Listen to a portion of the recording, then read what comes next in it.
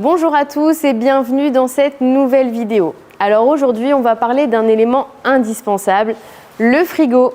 Donc on va rejoindre Thibaut qui va nous en dire un petit peu plus sur le sujet. Suivez-moi.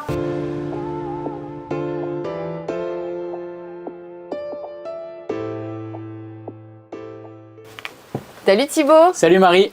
Alors Thibaut, dans tous les véhicules de loisirs, on retrouve un frigo ou une glacière. Qu'est-ce que tu peux nous dire justement à ce sujet ?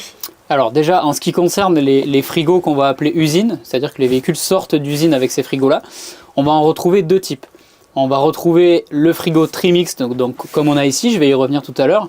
Et après, on va retrouver sur certains modèles de fourgons et de vannes, quelques camping-cars aussi, je crois, le frigo à compression. Donc pour développer un petit peu sur le frigo qu'on a ici, donc ça c'est un frigo Trimix, ça signifie qu'il va tourner sur 3 sources d'énergie différentes. Donc on va dans un premier temps avoir le gaz, donc ce frigo il est raccordé en permanence à la bouteille de gaz. On va avoir le 12 volts également, c'est-à-dire que le frigo va être raccordé à la batterie cellule. Et on a également le 220.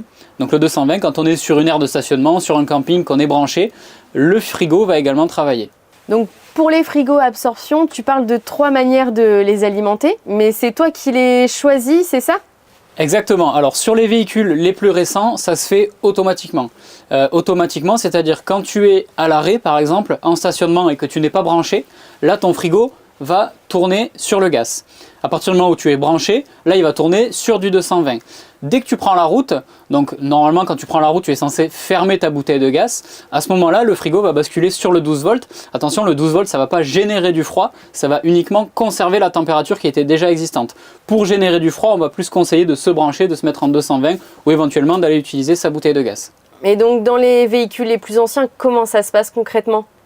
Dans les véhicules les plus anciens, tu vas retrouver ici, donc là on est sur un frigo récent, mais tu retrouves tout de même une molette ou du moins de quoi paramétrer ton frigo. Et c'est juste manuellement où tu dois choisir ta source d'énergie, le 220, le gaz ou le 12 volts. D'accord. Et est-ce qu'il existe d'autres alternatives justement au frigo encastré ?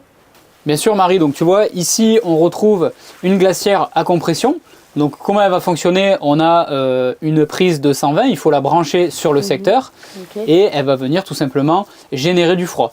Quelque chose d'important aussi à prendre en compte, c'est que sur les véhicules de loisirs, notamment de plus en plus sur les fourgons et sur les vannes à toit relevable, on va retrouver aussi un frigo encastré à compression. Donc là attention, ce frigo à compression, comme son nom l'indique, il ne va pas fonctionner avec le gaz, donc il faudra adapter une installation électrique. Donc en règle générale, on va venir mettre dans son véhicule une lithium et un convertisseur pour que ce frigo fonctionne correctement. Avec une petite batterie acide, on va être un petit peu limite. Ok, donc c'est vraiment pratique pour les séjours courts, les vanlifers qui ont besoin de gains de place et aussi pourquoi pas pour ceux qui font de la tente de toit. Exactement. Souvent, l'utilisation de la tente de toit, on va vendre en complément une glacière portable également pour équiper la voiture. Pour finir avec ça, le gros avantage de cet équipement, c'est que ça ne va pas nécessiter d'installation particulière à l'intérieur du véhicule. On la pose, on la branche et ça fonctionne.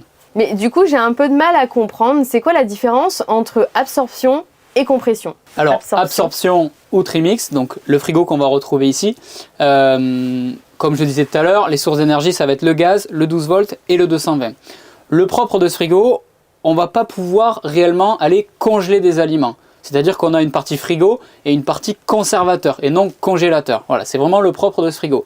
La grosse différence avec une glacière ou un frigo à compression comme on a ici, c'est que là par contre on va pouvoir réellement choisir la température. Donc si tu veux descendre et aller congeler des aliments, là c'est possible. Par contre dans ce frigo là, s'il fait 35 degrés ou 40 degrés à l'extérieur, ça va être un petit peu compliqué d'avoir les glaçons qui sont faits en 1 heure ou 2 heures. En tout cas, merci Thibaut pour toutes ces explications qui permettent vraiment de bien choisir son frigo. Écoute, avec plaisir. Et encore une fois, si vous avez besoin de conseils, que ce soit pour le choix de son frigo dans son véhicule, les commerciaux véhicules sauront y répondre. Et idem pour une glacière portable, rendez-vous dans les magasins Edilcar Accessoires et ils sont formés pour ça et ils pourront vous renseigner. Et si vous avez aimé notre vidéo, n'hésitez pas à liker, à commenter et à bientôt dans nos magasins Edilcar Accessoires. À bientôt!